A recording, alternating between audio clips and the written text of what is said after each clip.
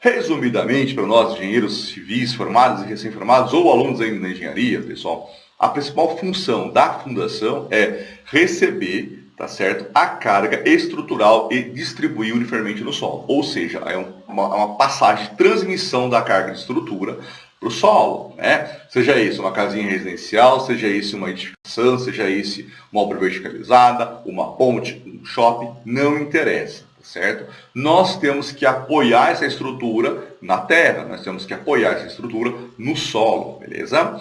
Qual que é a função do engenheiro civil, pessoal? É trazer o equilíbrio, correto? É trazer estabilidade, ou seja, o cálculo e o peso dessa estrutura, seja essa alvenaria, concreto armado, metálico, steel frame, que seja.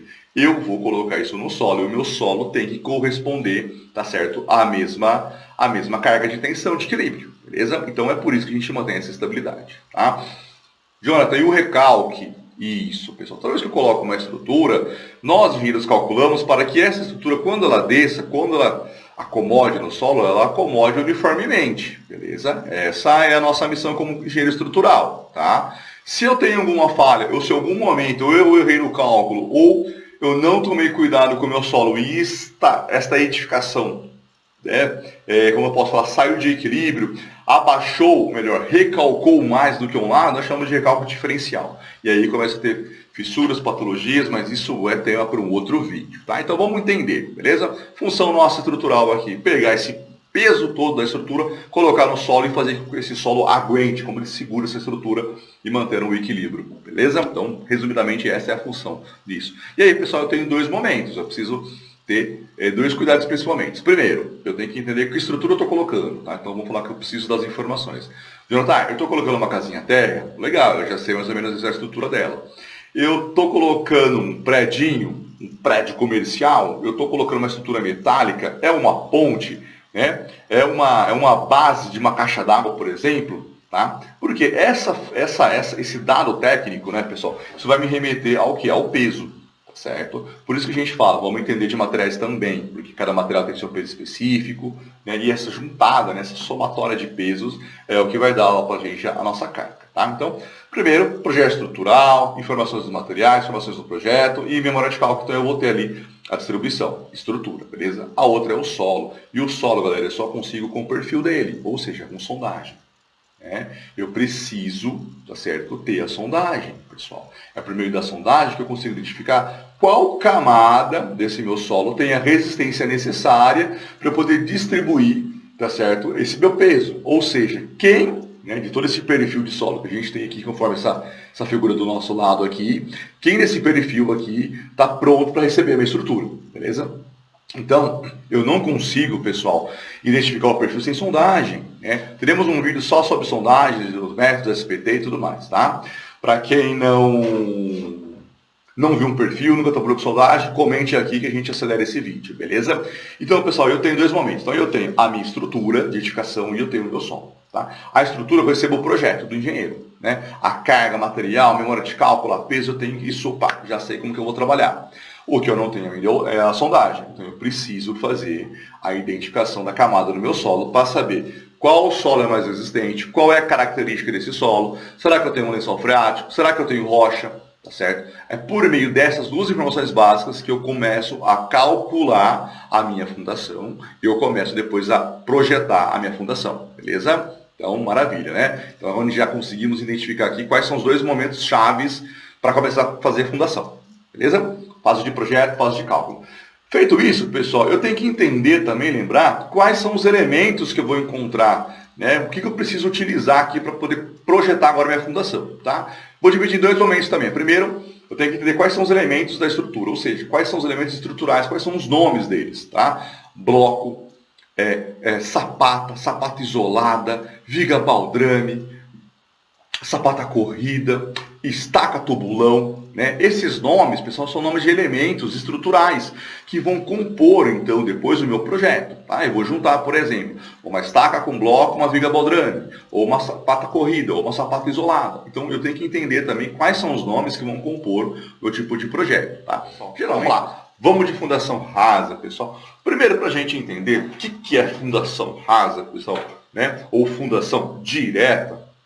gente nunca pode esquecer, quem vai mandar na determinação da fundação é o laudo de sondagem, pessoal. Tá? Então lembrando, por meio do cálculo estrutural, da estrutura que eu vou colocar no solo, mais o laudo de sondagem, com perfil de solo, eu consigo determinar se aquele equilíbrio de carga, ou seja, se a carga que eu vou colocar no solo, tá certo, é compatível, tá certo, com a resistência do meu solo. Então é por meio disso que eu consigo determinar se é uma fundação rasa ou se é uma fundação profunda, se é uma fundação direta ou se é uma fundação indireta, beleza? Vamos discutir então as rasas ou diretamente, como o próprio nome diz. Ou seja, pessoal, são tipos de fundações que pelo perfil de solo, pela carga que eu vou trabalhar, possibilita a dissipação da carga diretamente no solo, ou seja, nas primeiras camadas, tá certo?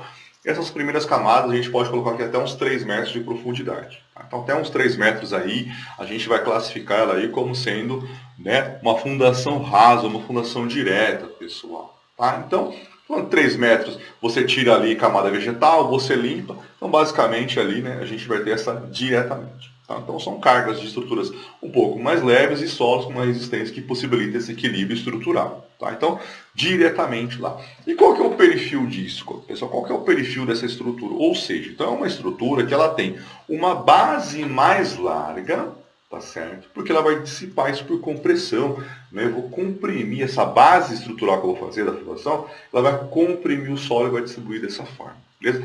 Diferente da profunda, que eu preciso penetrar o meu solo, preciso furar o meu solo e caçar, tá certo? Preciso caçar lá nas profundezas desse perfil, aonde está, tá certo? Essa minha resistência de solo, que eu vou colocar uma outra carga. Beleza? Então, tem que partir desse pressuposto, galera, que o laudo de sondagem, meu cálculo estrutural, vai me possibilitar, vai me permitir, então, tá certo, escolher se é profunda ou se ela é rasa, se ela é direta ou se ela é indireta. Isso tem que estar na cabeça de vocês sempre, tá? Sempre, sempre, sempre. Porque nós, engenheiros, fazemos equilíbrio de carga. Essa é a nossa função, beleza? Então, da rasa, pessoal, agora eu já sei, então, que vai estar na primeira camada do solo, certo? Que ela possibilita, então, que ela tem algo geométrico, uma base mais larga, tá certo? Então, essa é a função. Então, vamos lá. Quais são os 3 tipos básicos que eu tenho, então, pessoal, classificadas aqui como fundações rasas ou diretas? A gente tem a sapata isolada, a gente tem a sapata corrida e a gente tem o nosso radiezinho. Vamos lá, beleza? Se eu tenho então essa opção de radier, estou falando então que eu vou fazer a minha distribuição de carga pelo método de compressão. Isso mesmo, então eu não vou ter escavação que nem as estacas, perfeito? Então eu vou distribuir por sistema de compressão no solo. Então se eu vou jogar isso no solo, galera, primeiro cuidado nosso é a compactação do solo, galera, isso mesmo. Cuidado para não comer bola, tá certo? Na compactação do solo na hora de executar o seu radier. Primeira coisa, pessoal, cuidado com o solo, tá? Verifique se não tem aterro, se não tem raiz de árvore, principalmente. Limpe o terreno, faz a compactação do terreno, tá certo? Use o rolo se for possível, use o pé de carneiro se for possível e nunca faça a compactação simplesmente no perímetro do seu terreno, né? Ou seja, né, na verdade no perímetro do seu radier. Sempre faça a mais, pessoal. Tudo vai depender do tamanho da sua área, mas sempre faça aí a mais, beleza? Nunca naquele limite, beleza? Segundo ponto, pessoal, locação. Né? Cuidado com a locação, né? Esquadro, nível, né? É muito importante. Faça um gabaritozinho, se você não quiser fazer o gabarito completo, faz o gabarito sistema cavalete. Lembra que a gente também já falou aqui sobre gabarito, pode fazer, né, só nos quantos ali para levar no esquadro e principalmente no nivelamento, tá? E aí, galera, tem mais um ponto que é muito interessante a gente falar da forma do radier, tá? Se você é uma construtora, né, se faz parte do seu know-how já executar radier, possivelmente você já tem uma forma metálica de radier, tá? Porque você faz isso rotineiro, tá? Você vai fazer isso de padrão, então você já vai ter essa forma. Cuidado com a forma, né? Verifique a limpeza dela, verifique se ela está soldada, os pinos de encaixe, né? Ver se isso ainda está dando o esquadro certinho, né? Se você não vai ter que fazer uma manutenção nessa forma metálica, beleza? Se não vai ser forma metálica, se é uma obra que naquele momento você vai fazer um radier, então você vai usar então, né, a tábua ali, tábua corrida, para poder montar essa formação do radier. Mesmo cuidado, né? Verifique o travamento, o contraventamento, né? O prumo da tábua, se ela estiver muito torta, muito embarrigada, né? Trave isso perfeitamente, leve isso no esquadro, leve isso no nível, beleza? Então, assim, até agora é só de forma, né? Só de forma, só de início, beleza? Outro ponto que é importante, pessoal, lembre-se como que é o radier, né? Popularmente a gente fala que ele é uma laje colocada no solo, exatamente, tá? Ele é uma laje no qual eu vou colocar no solo, né? Vou distribuir a carga para isso. Então ele tem que ter os mesmos cuidados de uma laje, pessoal, os mesmos cuidados. Aí que o bicho pega. Aí que o bicho pega. Se eu estou falando, pessoal, que eu vou colocar uma laje no solo, tem dois pontos que a gente tem que ficar muito ligado. Tubulação hidráulica e tubulação elétrica. Perfeito? Nada de embutir diretamente no radier, se a gente puder, sempre abaixo. Aí que vem aquela discussão de vantagens e desvantagens do uso do radier, pessoal. Tá? Por que a gente fala isso? Pensa comigo. Se eu estou fazendo uma laje de concreto, isso vai ser um plano único, tá certo? E eu vou jogar por baixo hidráulica, eu vou jogar por baixo a tubulação elétrica, né? Futuramente, se eu comer uma bola, né, a parte de manutenção é mais complicada da gente fazer, tá? Lembre-se, pessoal, na civil, tudo mesmo tem vantagens e desvantagens, tá? O que cabe à engenharia é tentar entender os processos e tentar direcionar, né, para aquele tipo de obra, para aquele tipo de etapa. Isso cabe nós, engenheiros e arquitetos, né, tentar direcionar e otimizar, beleza? Então, cuidado com esse ponto, cuidado com a subida da hidráulica, cuidado com a subida da elétrica, tá certo? No radier, pessoal, no radier, beleza?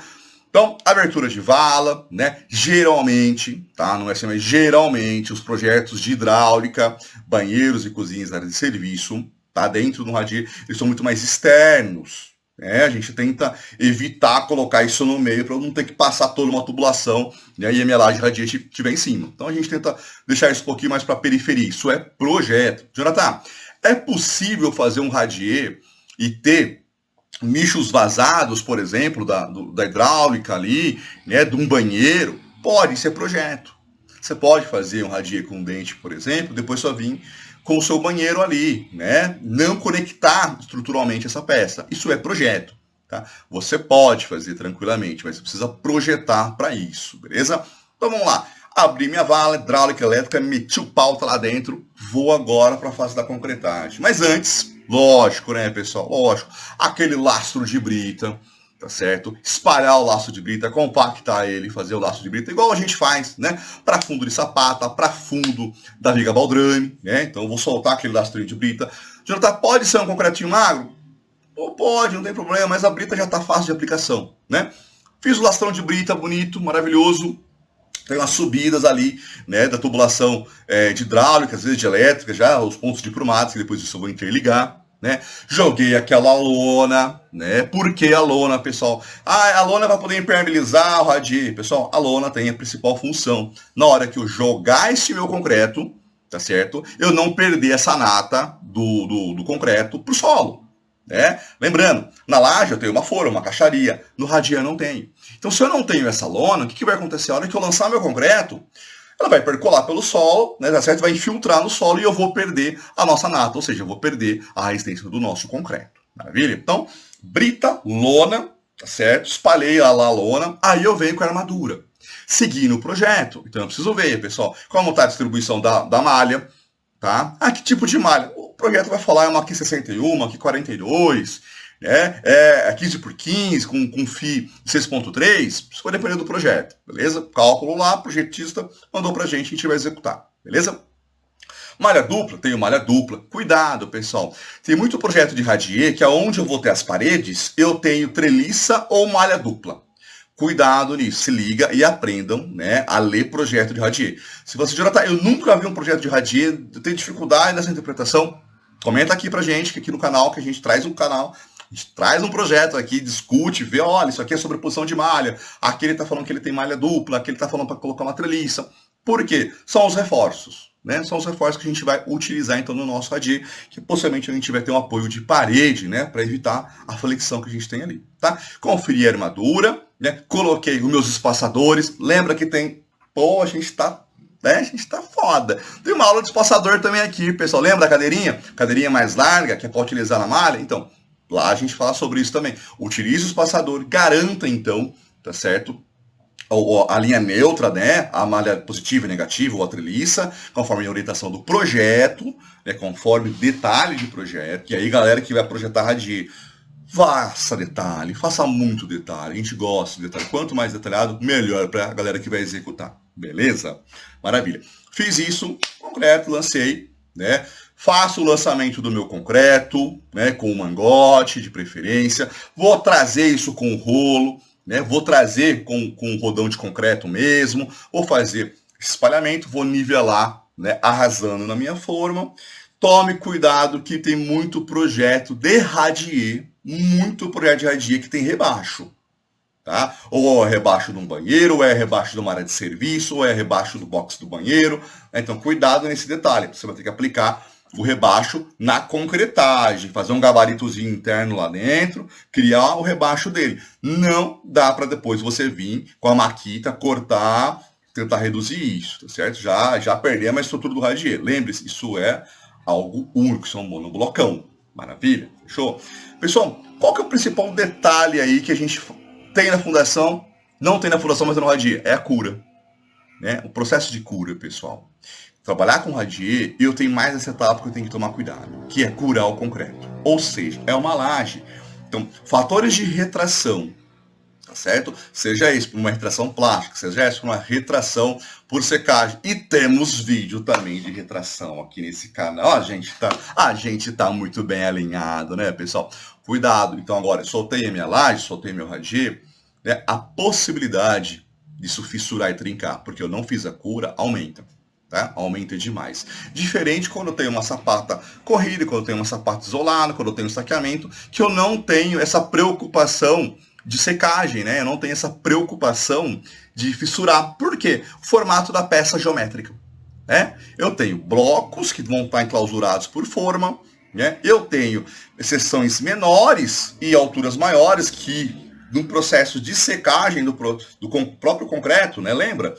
Seca, né? Reação exotérmica libera calor nesse processo de secagem. Troca a atmosfera, troca calor, troca a atmosfera, ele vai secando com um pouquinho mais de tempo, eu não sofro com isso. Laje e Radier, áreas maiores e alturas menores, pessoal. Ou seja, o meu centro de gravidade, o meu CG aqui, está muito próximo da secagem. Então, essa variação de temperatura vai ajudar a evaporar mais rápido, causando, assim, retração plástica ou por secagem e fissuras e dilatações, beleza? Então, cuidado nesse momento do Radier, tá? Tome muito cuidado no momento. Radier é prático? Muito prático de executar, muito rápido de executar. Por isso que muitas vezes a gente acaba vinculando, galera, o Radier com a habitação popular, né? Aquela muito volume de algo, aquele Ctrl+C, Ctrl+V de unidades, unidade padrão, repete 10 mil, 5 mil, 6 mil unidades. Radierzinho, forma concreta, desforma, forma concreta e desforma. Né? Eles se encaixam muito para esse tipo de obra, beleza? Mas lembrando, tá? Aonde starta isso? A sondagem e o equilíbrio de cargas. Se esse movimento possibilitou dimensionar um Radier, mete o pau, mete o cacete, bora lá e bora fazer. Tá? Então não esqueçam, projeto bem detalhado, compactação do solo, cuidado hidráulica e elétrica, né?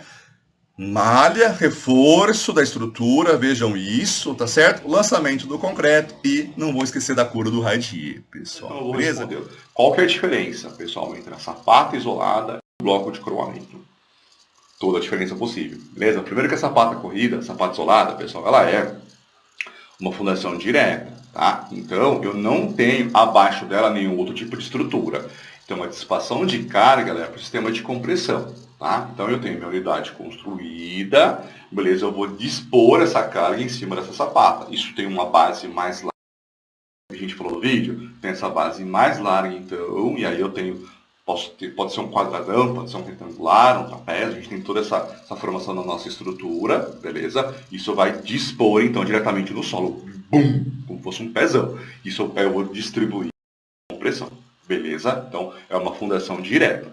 Quando eu falo de bloco de coroamento, pessoal, eu estou falando de uma compacta dentro das fundações indiretas. Ou seja, pessoal, eu tenho a minha estruturação da unidade, tá certo? Essa dissipação dos pilares em cima desse bloco. Então, esse bloco ele pode ser retangular, ele pode ser também em formato de um triângulo, tá certo? Lógico, o seu formato geométrico ali definido, tá certo? E ele vai pegar essa carga da estrutura, ele vai dissipar essa carga nas estacas. Então ele recebe isso e aí ele tem mais um outro elemento aqui então, tá certo? Que são as estacas ou os tubulões, beleza? E aí esse bloco de coroamento tem essa função, tá? Ele é mais um ponto de ligação também de contraventamento de toda a estrutura no solo, tá? Então ele, bloco de coroamento, ele é um ponto de ligação entre a viga baldrame e as estacas. Para expor a resistência dessa estrutura são as estacas, tá certo? Então o bloco de coroamento ele é um bloco de ligação, beleza? Ela vai acima da sapata isolada, tudo bem? Então eu tenho sapata isolada e a viga baldrame correndo aqui por cima. Quando eu tenho, pessoal, a viga baldrame dentro de um bloco de coroamento, eu tenho essa viga baldrame passando por dentro, então, do bloco de coroamento, beleza? Então, mais uma diferença aqui, então, tá? Então, vamos lá. A sapata isolada é um tipo de fundação direta que vai dispor a sua carga diretamente por meio de compressão. Beleza? Ela tá, base mais larga, dissipou por compressão a sua estrutura. Bloco de coroamento é um elemento estrutural que vai compor, então, a fundação indireta. Ele recebe a carga pilar, ele amortece e distribui nas suas estacas, então, calculadas. O baldrame também serve, então, como a cinta de amarração nesse ponto. Beleza? Quem perguntou isso, continue comentando nos vídeos, continue fazendo os questionamentos, que a gente volta aqui e faz esses vídeos para vocês então, beleza? Agora, tiramos as dúvidas, né? Sapata isolada é um tipo de fundação direta e bloco de coroamento é um elemento que vai compor, então, a estruturação da nossa fundação direta.